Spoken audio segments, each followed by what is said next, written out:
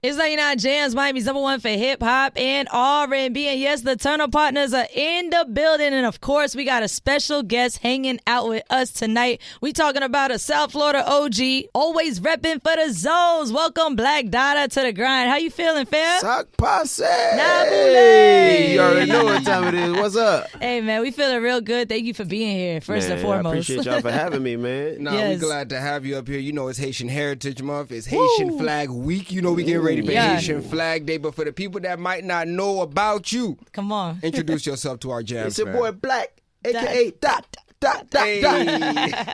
You already know, man. Mr. Tatted on my chest, Mr. Imma Zoe. You already know what time it is, man. Lauderdale for life, South Florida, Haiti, baby. We in here. Yes, we love to hear, man. Absolutely. You definitely in here. We got to, let the Jams fam know. We got to take it all the way to the back. What made you want to get into music, start music, create music? Where did it begin? Oh, man. I could say being considered a dropout in the Haitian, Seventh-day Adventist community because I wanted to do music. They wanted me to be a doctor, lawyer, but music's been all I'd known. And then going to BC, I never really went to class because I wanted to do anything music. I even took opera in college. Okay. You know what I'm saying? A lot of people don't know that. So, and ever since then, I realized it's all or nothing. You know what I'm saying? So that's how I started out. Okay. What was that opera class like? What do you learn in the opera class? Well, I mean, because I was singing all my life. A lot of people think I'm a rapper, but I'm more of a singer than anything. So, so being that I was, in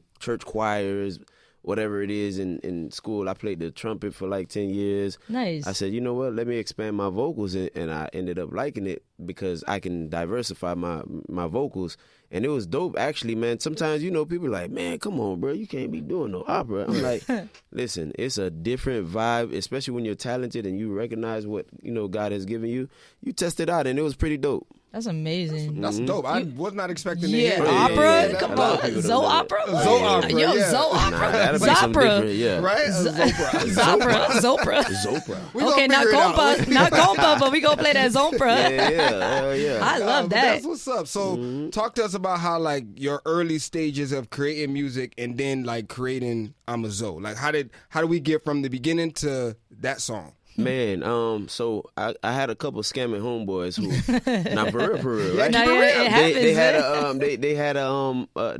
had a spot over there in Hollywood by the beach, and I'm like, man, I want to be down. And they bought all the studio equipment, and I used to just go over there and just I'll leave my chiropractor job and then go straight to them, from 8 o'clock to 4 in the morning, learning how to record them. And then from learning how to record them, I learned how to record myself. But then I took it up a notch when I met my boy Remy and Boomy out in Lauderdale, and we started he was recording in his home, and I started recording with them and producing and stuff like that. But they was like, man, listen, Dada, leave all the producing to us. Just worry about writing and singing and doing your thing. And that's how it all developed. Wow. Man. You know what I'm saying? So you can literally do it all. Basically. I mean, I think so. I mean, I'm humbled by it, and, I'm modest, but I think I can. You know what I'm saying? And I can't wait. I wish people can hear more of what I was capable of, but you got to understand, 99 Jams, I love 99 Jams for life, but the biggest thing is when people listen to a certain radio station, they know what they're listening to. Right.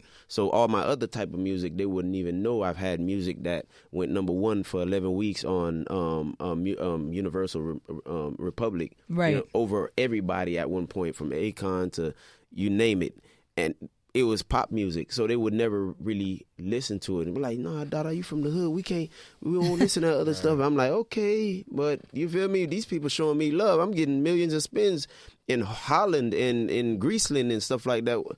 But then we minimize ourselves so much because we're so stuck to the urban one sound society. You know what I'm saying? And this was before streaming really took off. So imagine now, you being you with all these different kind of man. And it sucks because I just wish we need to start listening to each other and actually supporting more of each other, even if it's something that we wouldn't do. Get outside the box and out the norm. If you got an extra few dollars and you hear something special about somebody.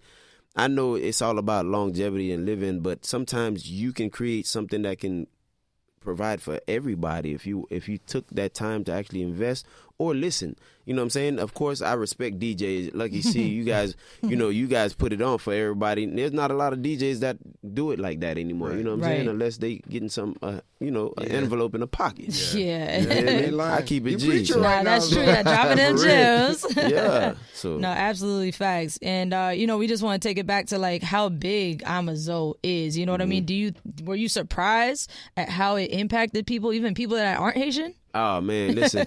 When I finally realized that it impacted more than just Haitians was when I did a show in I can't remember if it was Port St. Lucie or somewhere out west central Florida, and it was all Mexicans. Oh wow! There was a whole Mexican club. You feel me? What? And listen, and nobody could even speak English correctly. Mexizos. But it's just, they love this so much, and that's why I respect. And a lot of people question me like, man, Dada, why you had all these different peoples on Imma Zoe video and everything? Like, I'm like, to be honest with you, Haitians go through what we go through. Bahamians do too. Mm-hmm. Hispanics go through it too, coming over here and trying to fight to create a new life. You know what I'm saying? And we all get bullied. You know what I'm saying? Yeah. So I did the song, and I think by God's grace, me being humble with it led me to still being here after 12, 13 years. Yeah. And everybody still jams it. Screaming and it's a blessing. So that's why I did it.